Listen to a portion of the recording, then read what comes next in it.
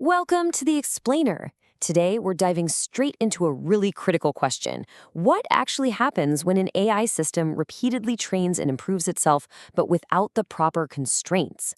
We hear a ton about AI getting smarter and faster, but what happens when it learns its own mistakes in a continuous, endless loop?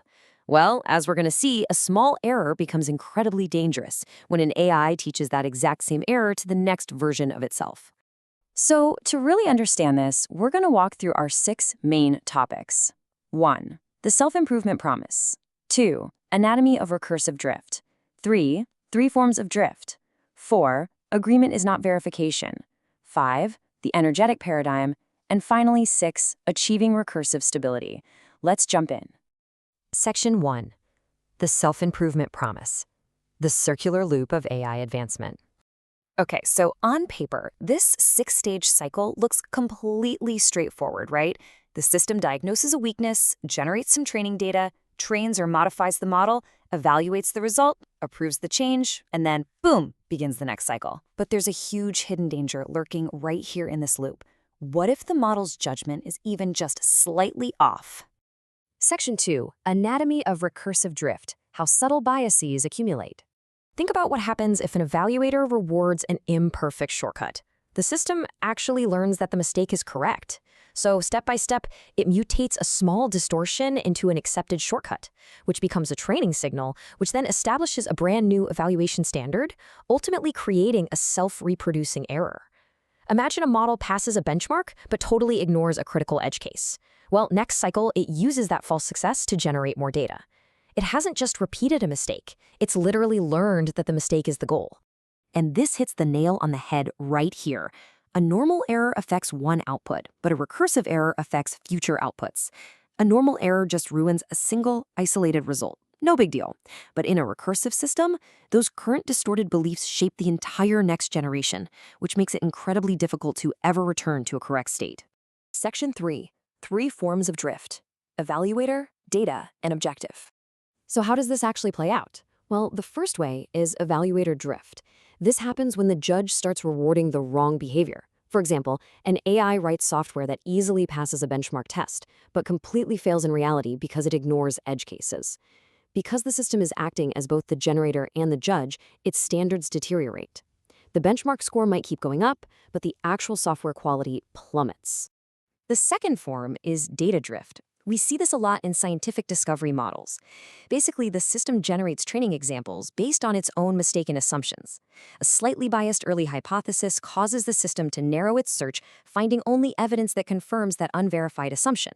So it interprets a result with a slight bias, uses that to generate the next hypothesis, and eventually becomes highly confident in a research direction that was fundamentally flawed from the start.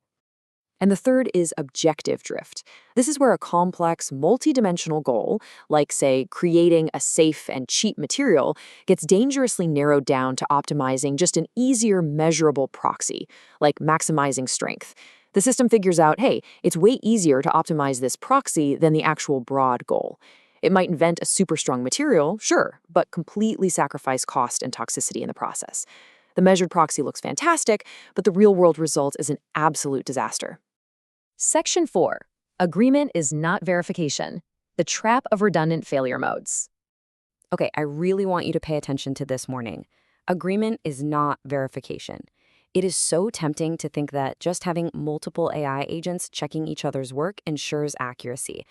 But listen, if 10 identical agents share the exact same base model, data, benchmark, and reward structure, they're all going to reach the exact same flawed conclusion. They're just sharing redundant failure modes. They aren't creating independence. They're literally just creating repeated, blind confidence. Genuine, independent verification demands true diversity. You absolutely need tests, external evidence, alternative models, simulations, human review, and actual falsification attempts. You need evidence and predictions that are designed to actively falsify the hypothesis, not just rubber stamp it.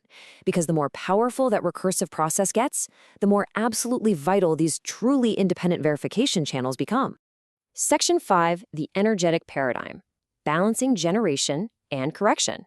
This brings us to a pretty fascinating concept. Recursive stability exists only when corrective capacity removes damaging variation faster than the system reproduces it. It's a balancing act, pure and simple. No complex system is perfectly error-free, right? That's impossible. The real issue is whether that error is allowed to reproduce. If your mechanisms scrub away damaging variation faster than it multiplies, your system remains stable. But if error generation outpaces correction, you drift. Section 6. Achieving recursive stability. Building architecture for reversible evolution. Let's compare this visually. On the unstable side, you've got shared biases, single benchmarks, lost history, and errors permanently stuck in memory. The error reproduces way faster than correction. But on the stable side, you have independent verification, multiple objectives, traceable changes, checkpoints, and rollback capacity. Effective recursive improvement absolutely requires reversible evolution.